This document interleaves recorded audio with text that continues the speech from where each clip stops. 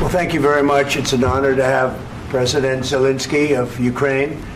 And we've been working very hard, very close. So we've actually known each other for a long time. We've been dealing with each other for a long time and very well. We had a little negotiation spat, but that worked out great. I think for both countries, I think for the world, actually, beyond both countries. And we have something that is a very fair deal. And we look forward to getting in and digging and working and getting some of the rare earth. But it means we're going to be inside, and it's a big commitment from the United States, and we appreciate working with you very much. And we will continue to do that. We have had some very good discussions with Russia. I spoke with President Putin, and we're going to try and bring this to a close. It's something that you want and that he wants. We have to negotiate a deal, but we've started the confines of a deal, and I think something can happen. The big thing is the number of soldiers, mostly at this point, but soldiers being killed. You're losing thousands of soldiers. On both sides, we're losing a lot of soldiers, and we want to see it stop. And we want to see the money get put to different kinds of use, like rebuilding. And we're going to be working very hard. But we've had a lot of very good conversations. I will say until we came along, the Biden administration didn't speak to Russia whatsoever. They didn't speak to anybody. They just allowed this to continue. And I will say that, I'll say in front of you, you've heard me say it 1,000 times, if I were president, this war would have never happened. We would have had a deal negotiated for you without having to go through what you've gone through.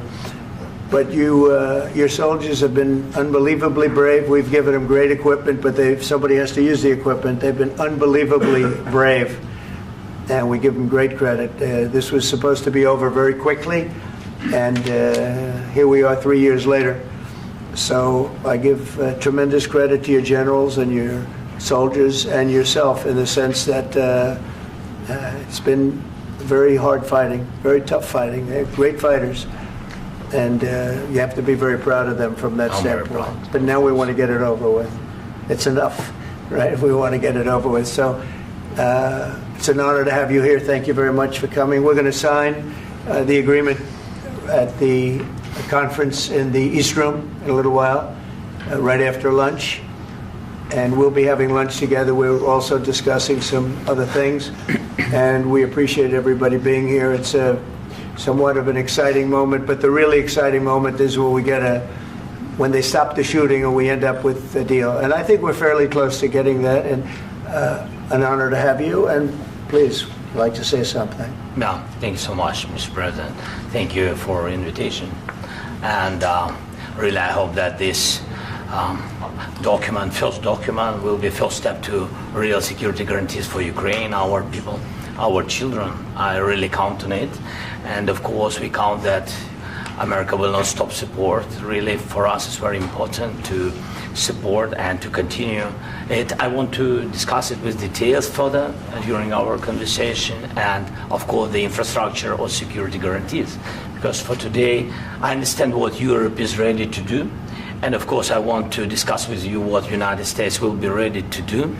And I really count on your strong position to stop Putin, and you said that enough with the war. I think that is very important, Ben, to say these words to Putin at the very beginning of war, because he is a killer and terrorist. But I hope that together we can stop him. But for us, it's very important to save our country, our values, our freedom and democracy, and of course, no compromises with the killer about our territories, but it will be later. And of course, what I wanted, we spoke about it by phone with you about the drones production. We have very good drones production. I think the best one in the world for today because of the war. Yes, and of course, we need very much the air defense. You have the best air defense in the world, and really you helped us under attacks of Russians, and I want to speak how we can exchange the licenses. We're open to share the licenses of all our drones with you, of course, with the United States, and we need licenses for quick production of air defense. Even after the war, we need our nation to be calm, that we are secure. So that's why we need this air shield. And of course, about this, I want to speak about the contingents. I think that France and UK already spoke to you, and we know that Europe is ready, but without the United States, they will not be ready to be as strong as we need. And the last point, last not least, about exchange, about our people and children. And you know that this crazy Russian, that they stolen 20,000 of children, Ukrainian children. They changed their names, they changed their families, relatives, and now they're in Russia. We want to bring them back, and really, it's a big dream, task, and goal for me, and our warriors.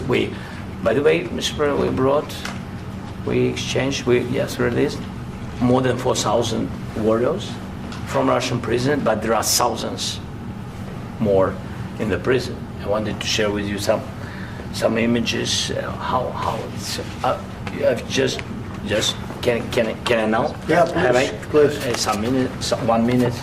One minute. Just you to understand in what circumstances, in what situation they are, and what the attitude of Russia to our prisoners. That guys, just you before and after. And you see before and after, just you to understand. Now thousands of such guys, ladies and men, there, and that, so they don't eat, they beat them, and they, so they do a lot of bad things. So out of, even during the war, there are rules. Everybody knows there are rules during the war. So these guys, they don't have any rules. You see that 50, 60 kilograms left, and a lot of such things. And I didn't want to show you what the changes with images of children, because I will share with you. And I mean, it's looking tragic. Yeah, that's tough stuff. I wanted very much to give you, and you see it. Yeah. This is pastor, by the way. They stolen pastors, because it's not Russian church. They stolen pastors and moved pastors to the prison. We, at the end of last year, we brought 3 pastors, and we could exchange them. And this is pastor, you see. Yeah, that's tough. Yeah. So I mean, this I wanted to show you, and this. So thank you very much. We want to get that ended, right? Yeah. Of course, we And want. I think we will. And We have to, of course. do you have any questions, please? Thank you, Mr. President. With the, how much money is the U.S. going to put into the fund that is being created today, and how does this provide long-term security for Ukraine? Well, we don't know exactly how much, because we're going to be putting some money in a fund that we're going to get from the raw earth that we're going to be taking and sharing in terms of revenue. So it's going to be a lot of money will be made from the sale and from the use of raw earth. And as you know, our country doesn't have much raw earth. We have a lot of oil and gas, but we don't have a lot of the raw earth. And what we do have is protected by the environmentalists, but that can be unprotected. But still, it's not very much. They have among the best in the world in terms of raw earth. So we're going to be using that, using it for all of the things we do, including AI and including weapons and the military, and it's really going to very much satisfy our needs. So it's something that just worked out really well. We have a lot of oil, and we have a lot of gas, we have a lot, but we don't have raw earth. So this has just about every component of the raw earth that we need for computers, for all of the things we do. This puts us in great shape. And a long-term security for Ukraine. How does this provide it? I think they're going to have great luck. I think once we make the agreement, that's going to be 95% of it. They're not going to go back to fighting. I've spoken with President Putin, and I feel very strong. I've known him for a long time, and I feel very strongly that they're very serious about it, and we'll make a deal. And when the deal is made, I don't think we talk about security. Everyone's talking about the other day. All they talked about was security. I said, let me make the deal first. I have to make the deal first. I don't worry about security right now. We have to have a deal, because right now, last week, 2,000 soldiers died on both sides. 2,000, and they're losing 1,000, 2,000, 3,000 a week. So as we sit here and we talk, people are getting shot and dying on the battlefield. And, you know, they're not American soldiers, but they're Russian soldiers and they're Ukrainian soldiers, and we want to be able to stop it. And we want to be able also to spend money on other things. We don't want to, this is a tremendous amount of money, and what the Biden administration did was terrible. They were giving money, but he had no security on the money. Europe, as you know, gave much less money, but they had security. It was in the form of a loan. They get their money back, and we didn't. And now, at least we're protected because the American taxpayer has to be protected too. But this is an incredible agreement for Ukraine because we have a big investment in their country now, and what they have, very few people have.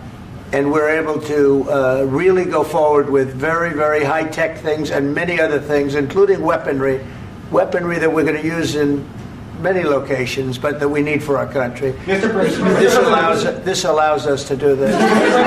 will you continue I'm sorry. sending military aid? Yes, go ahead, please. If I can just yes. In the document, there is one of the very important points. If we speak about business and investment, we never had LNG terminals in Ukraine. This document will open. I mean, the next documents, but anyway, here we see in the framework, we see really goodwill for this. LNG terminals for us is very important, and I think for security of European continent. We have the biggest storage, gas storage. We have the biggest in Europe. Yes, and we can use it. Use it for LNG. Use it for LNG, and we will do it. And really, we can help Europe because Europe really helped.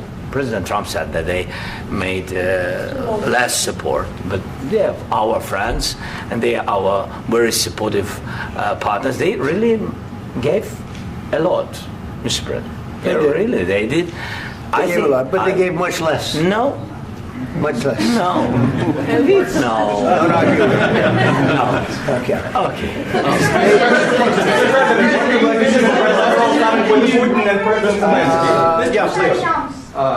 Mr. President Trump, you have repeatedly called the deal with Ukraine as a historical one. And as a President of the United States, you make historical decisions in other issues which affect America and other world. So what place in the world history do you want to take? And do you associate yourself with any famous historical figures? Yeah, I'd say George Washington, Abraham Lincoln. I would say I'm far superior to George Washington and Abraham Lincoln.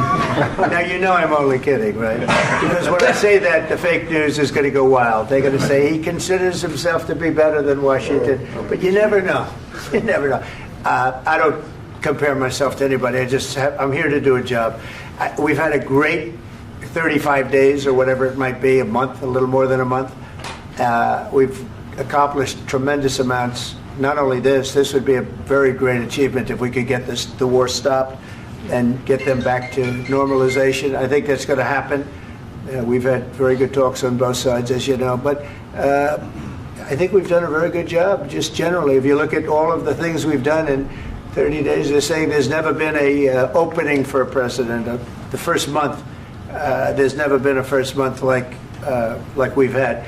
And this is one of the very important things. This, to me, is one of the most important things because we have tremendous death taking place as we speak, and I don't want to have that. You know, think of the parents, whether they're in Russia or Ukraine, think of the parents of all these people being killed needlessly. They came to our territory.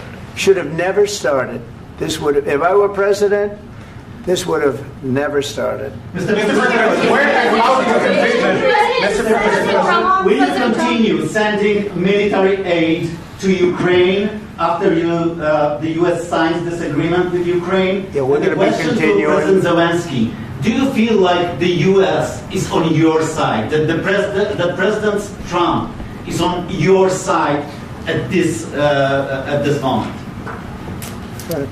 What do you think? He wants to know, do you think that, sort of a stupid question. I guess we wouldn't be here if I wasn't. I think that the United States on our side from the very beginning of occupation, and I think that President Trump on our side, and of course I'm sure that the United States President will not stop support. This is crucial for us. It's important for us. Yes. And Putin, the president, speaks about the people and the soldiers which are dying, but they came to our territory, they came to our land. They began this war, and they have to stop.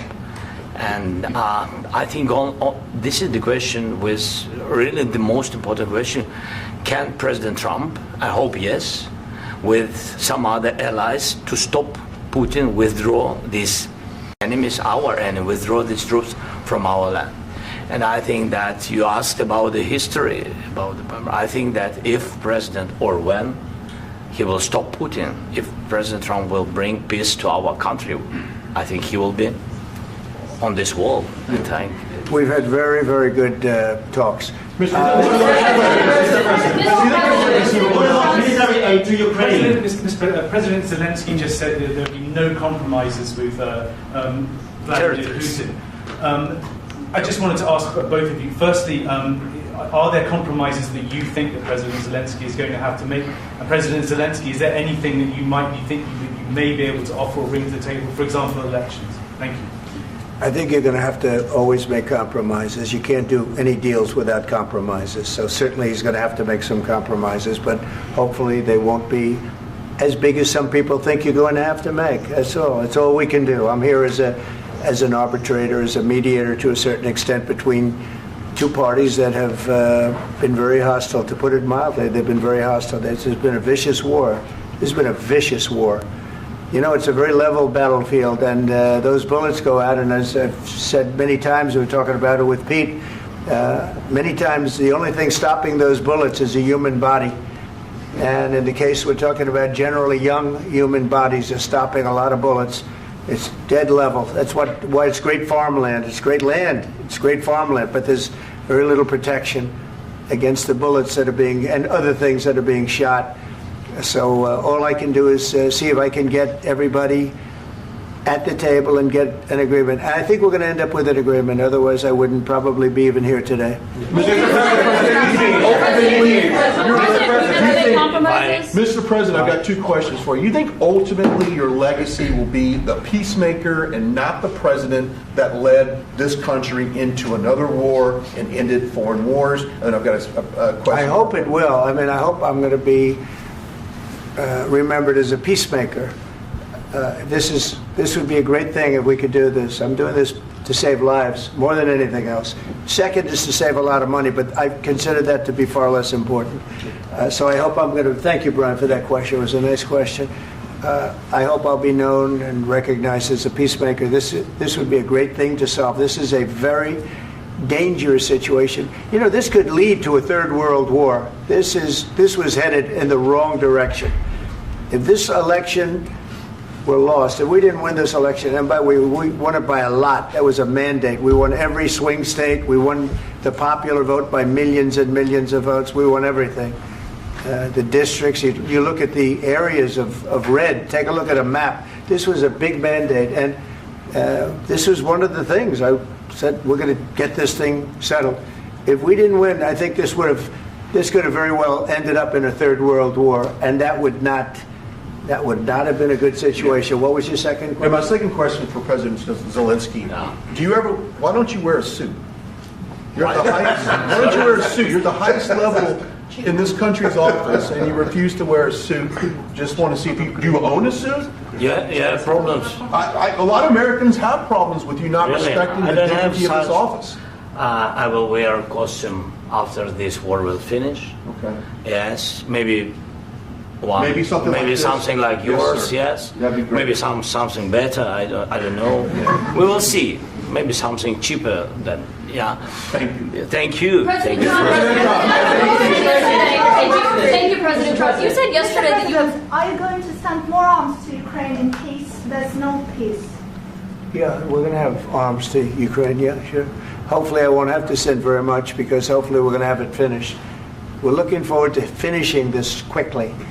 We're not looking forward to sending a lot of arms. We're looking forward to getting the war finished so we can do other things. But we very much appreciate the agreement, because we needed what they had, and we're treating our country is now treated fairly. Biden didn't do that.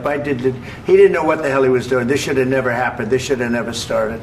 But, sure, the answer is yes, but hopefully we won't have to send much, because I'm looking forward to getting it done quickly, very quickly. Does that mean you'll provide security guarantees, Mr. President?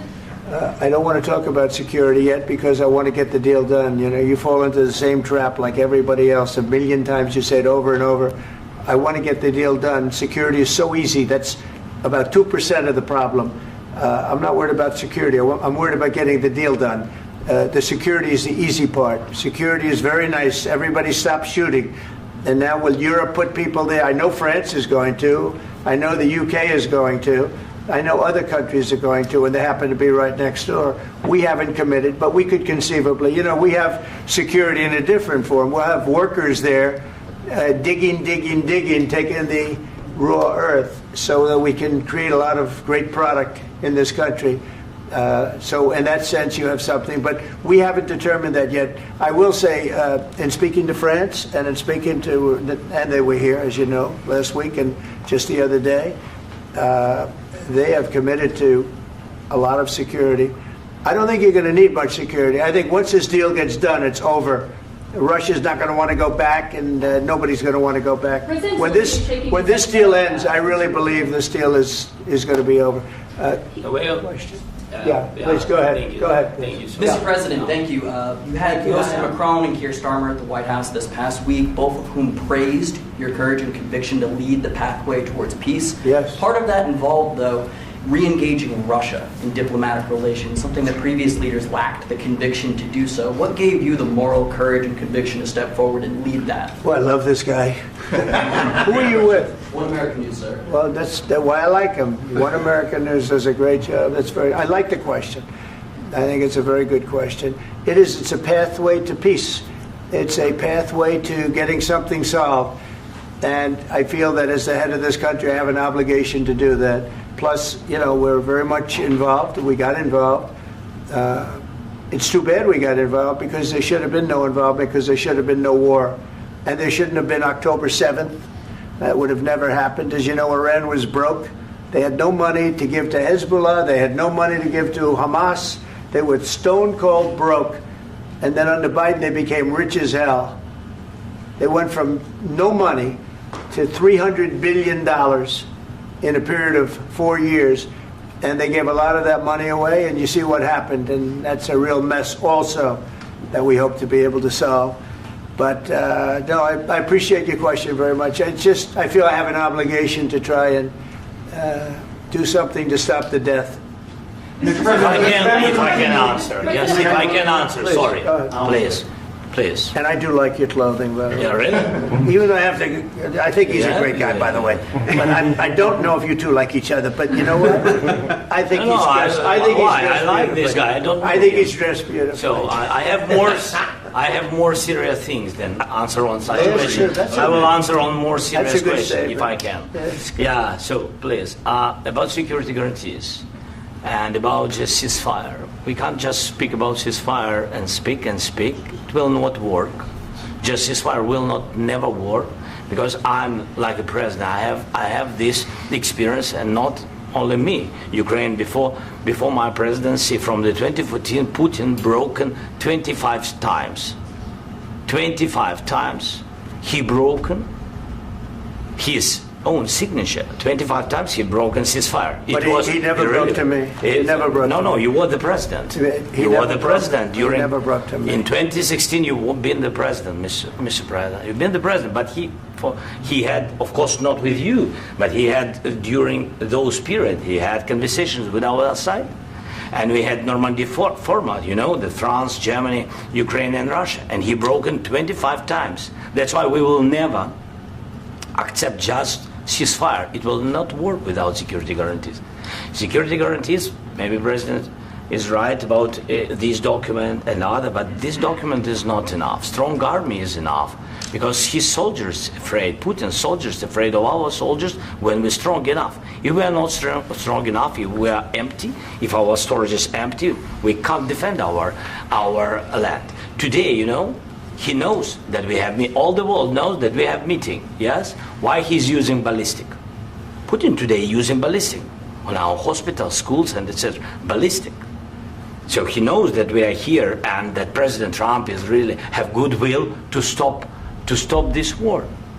And you hear now the president. So why he's using? So he doesn't want to stop. He doesn't want. But I hope that we will do it. Really, we'll do it. Security. When we speak about security guarantees, when the Europeans are ready for contingents, they need USA backstop. If there will not be United States, we will not never have any contingents, strong contingents from the Europeans, because they don't want to divide alliance, connection between the United States as the main and strongest ally and Europeans. And this is crucial, this is important. That's what we want to speak about very much. This is very important. And air defense. So air defense, really, we have big deficit with all these systems, and we need to provide this. We need it very much. Otherwise, Putin will never stop, and will go further and further. He doesn't want. He hates us. You know, it's not about me. He hates Ukrainians. He thinks that we are not a nation. He thinks, and he shared these thoughts. I think maybe with your team also. I don't know, but with all the Europeans, in media, officially and not, he always said that there is no such country, such nation, such language, and such life like Ukrainian. No, he really doesn't respect all the Ukrainians, and he wants to destroy us. And you are right, Mr. President. That's 2%. This document, maybe other documents, it's a very good start, very good, but it will not enough to stop this person. Should Russia pay to rebuild Ukraine? Mr. President, after these... Should Russia pay to rebuild Ukraine? They have to pay. This question, This is the rule. This is the rule of the war. This is the rule of the war. During all the centuries, all the history, this is the rule of the war. Who began, those pay. Do you agree, This is the rule. Putin began this war. He has to pay all money for innovation. He has to pay. Of course, some Russian assets, what we have in Europe, about 300 billion, we can use them. We can use for innovation and buy military support from the United States also. We can do it, but it's not enough. It's not enough. Under these circumstances, do you envision a trilateral summit with Putin and President Zelensky? Wait 1 second. I asked this question that you didn't like because I wanted to know if you want to position yourself in the middle between Russia and Yes. Ukraine, or on the Ukraine side. No, I'm in the middle. I want to solve this thing. I'm for both. I want to get it solved. And it's wonderful to speak badly about somebody else, but I want to get it solved. If we can solve it, great. If we can't solve it, they're going to have to fight it out, and who knows what's going to happen. But I want to see it get solved. May I follow up? One more question about U.S. troops in Europe. After Russian invasion of Ukraine, your predecessor sent additional troops to Eastern Europe, including Poland, my country. Yeah. Are you committed to keeping these troops on the eastern flank of NATO in the future? I'm very committed to Poland. I think Poland has really stepped up and done a great job for NATO. As you know, they paid more than they had to. They are one of the finest groups of people I've ever known. I'm very committed to Poland. What about Baltics? Poland's in a tough neighborhood, you know. What about the Baltics? The Baltics, they got a lot of. It's a tough neighborhood too, but we're committed. We're going to be very committed, and we're committed to NATO. But NATO has to step up, and the Europeans have to step up more than they have. And I want to see them equalize, because they are in for far less than we're in, and they should be at least equal. You understand that? Why is the United States, we have an ocean in between, why is the United States in for so much more money and other things as Europe? With that being said, and as you said, they've also been obviously very helpful. But we have put in far more than they have, and I think they should equalize. Mr. President, Please, go ahead. ask you about the agreement again today. What changed between the first time that Secretary Bessent gave President Zelensky the agreement and today for the signing? We made a deal. So What was the I'm just- deciding factor? I'm a business person. We made a deal. That's what changed. A lot of the minerals. I didn't think we were going to make a deal, and We ended up making the deal, so that changed. Mr. President, what and how do you envision a trilateral summit with President Zelensky and Putin? I don't know, under but these well, they circumstances? don't like each other, I can tell you that. Okay? They do not like each other. This is not a love match, and it's unfortunate. That's why you're in this situation. The United States should not have allowed this to happen, okay? The United States, run by a man that didn't know much, I'm going to be very nice, run by an incompetent person, very incompetent person, should never have allowed this to happen. I've stopped wars. I've stopped many wars. My people will tell you, I stopped wars that nobody ever heard about. I stopped wars before they ever started. You can look at some of, I could give you a lot of nations that would tell you right now they were probably going to war. I could tell you right now there's a nation thinking about going to war on something that nobody in this room has ever even heard about. Two smaller nations, but big, still big. And I think I've stopped it. But this should have never happened. Mr. President, Sorry, just a second. About any negotiations. First of all, I want really to tell you, and I think that everybody understands that Ukraine, more than Ukrainians, nobody wants to stop this war. But at the future, any negotiations, it's understandable that two sides of the war, not Russia and the United States, because this is not the war between Russia and the United States. This is war of Russia against Ukraine and Ukrainian people. So these two sides will be at the will be at the negotiation table. Then of course United States, like the strongest partner of the Ukraine, and of course Europe. I think Europe is very important. I want to speak about it with the President. Yes, Europe is very important for us because we really defend Europe for today. All Europeans really recognize that we are defending the line and they have real life and our people are dying. That's why they helped us. And also it's about the NATO. Yes, between, like the President said, you have big, nice ocean. Yes, between us. But if we will not stay, Russia will go further to Baltics and to Poland, by the way. But first to the Baltics. It's understandable for them because they've been in the USSR. You know, they've been one of the republics of the USSR, and Putin wants to bring them back to his empire. It's a fact. And when he will go there, if we will not stay, you will fight. Your American soldiers, it doesn't matter, do you have ocean or not, your soldiers will fight. Mr. President, would you be willing to visit Ukraine, maybe Kyiv or Odessa, which is known to be at the Riviera or the Black Sea? It was my question. I'm sorry. I don't want to talk about Odessa now. Let's not talk about Odessa. I want to talk about making a deal, getting peace. We don't have to talk about Odessa, but a lot of cities have been destroyed. There are a lot of cities that are not recognizable. There's not a building standing. No. And a lot of things have Mr. to President, happen. you have to come and to look. No. We have very good cities. Yes, a lot of things have been destroyed, but mostly cities alive and people work and children go to school. Sometimes it's very difficult. Sometimes closer to front line, children have to go to underground schools or online, but we live. Ukraine is fighting and Ukraine lives. This is very important. And maybe it's Putin is sharing this information that he destroyed us. No, he lost 700,000 people, 700,000 soldiers. He lost everything. Yes. So, Mr. President, one more. I mentioned Poland. Please, go ahead. When did you last speak with President Putin, and what did he say that? A couple of days ago. And what did he tell you that gave you the assurance that he wanted peace? Well, that's what I do. My whole life is deals. I know pretty good. And I've known him for a long time. I've dealt with him for a long time. He had to suffer through the Russia hoax. You know, Russia was a hoax. It was all Biden. It was nothing to do with him. So he had to suffer through that, and he was able to do that. I think that he wants to make a deal, and he'd like to see it end. That's all I do. That's what I do. My whole life, that's what I do is make deals. And I'm in the middle of a mess because this is a real mess. It's a very dangerous one. If this doesn't get solved now, it's not going to get solved for a long time. So I hope we're going to get it solved. In the back, please. Thank you, Mr. President. Prime Minister Starmer claims repeatedly that his government believes in free speech and was not engaged in censorship.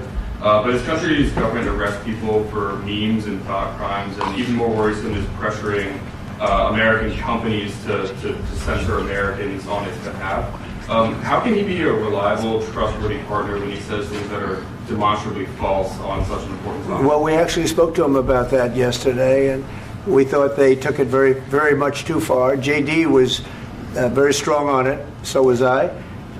So was Marco. And we've been speaking to him about it. Marco, would you like to say something about that? Yeah, we have concerns, obviously, with the conduct of those, particularly as it impacts Americans. And there's real concern that American speech, which is online, could fall into the hands of British or any country's jurisdiction.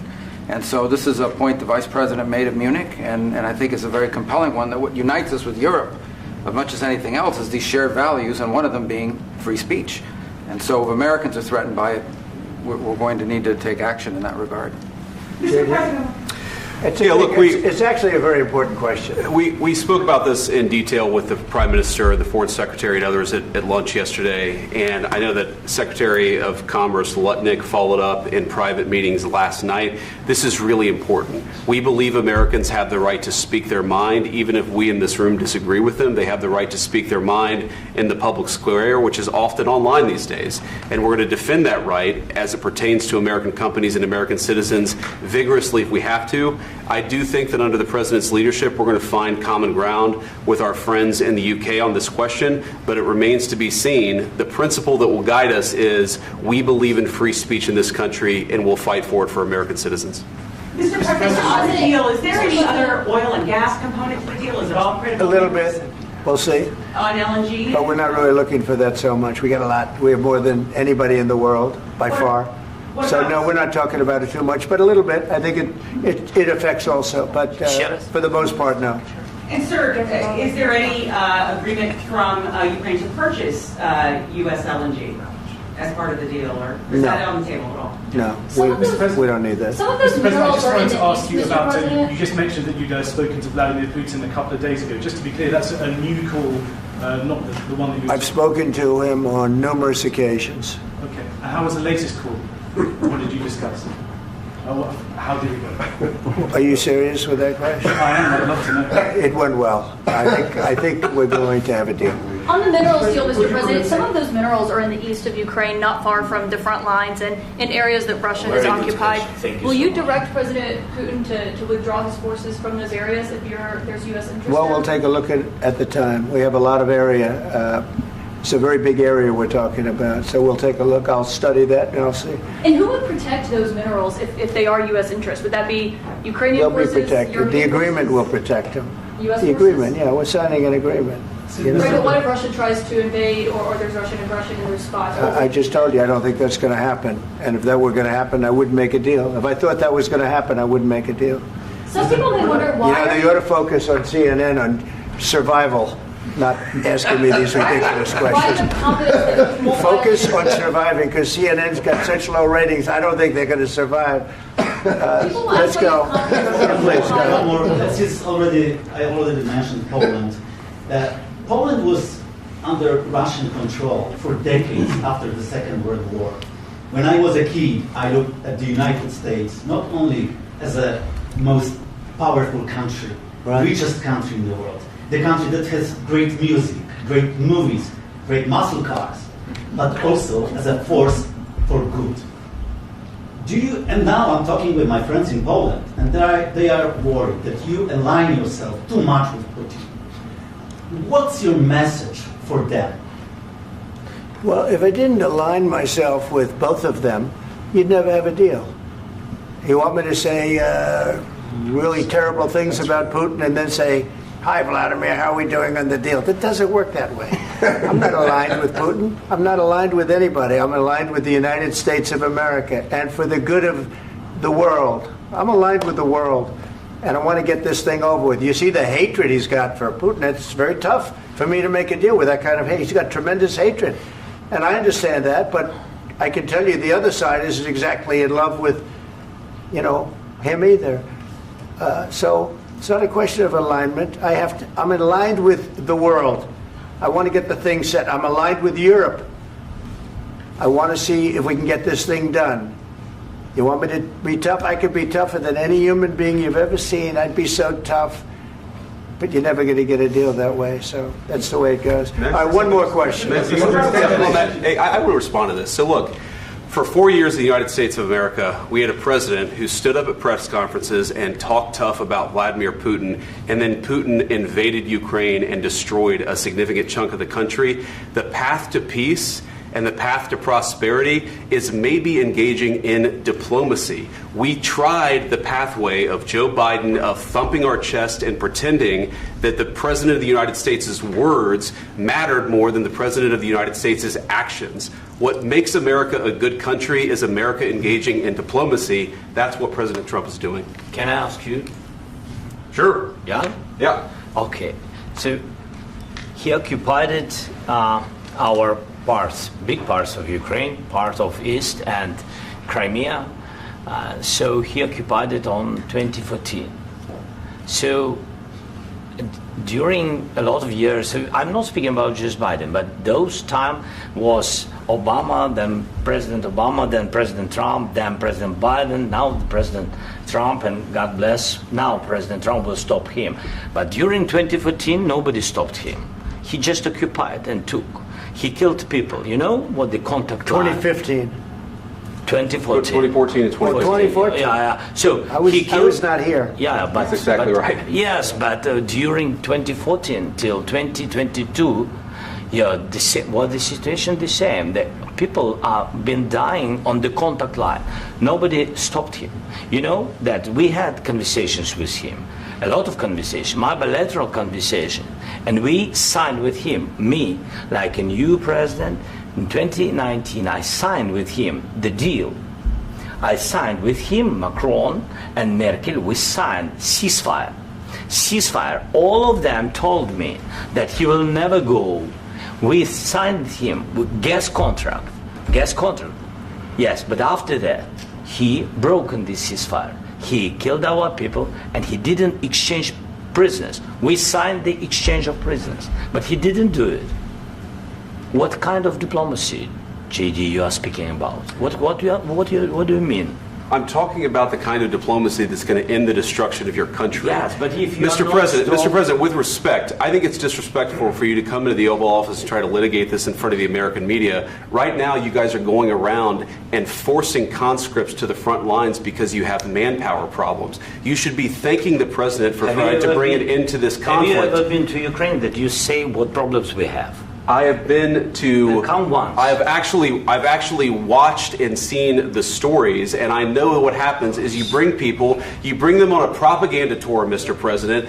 Do you disagree that you've had problems bringing people into your military? We have problems. And do you think that it's respectful to come to the Oval Office of the United States of America and attack the administration that is trying to prevent the destruction of your country? A lot of questions. Let's start from the beginning. Sure. First of all, during the war, everybody has problems, even you, but you have nice ocean and don't feel now, but you will feel it in the future.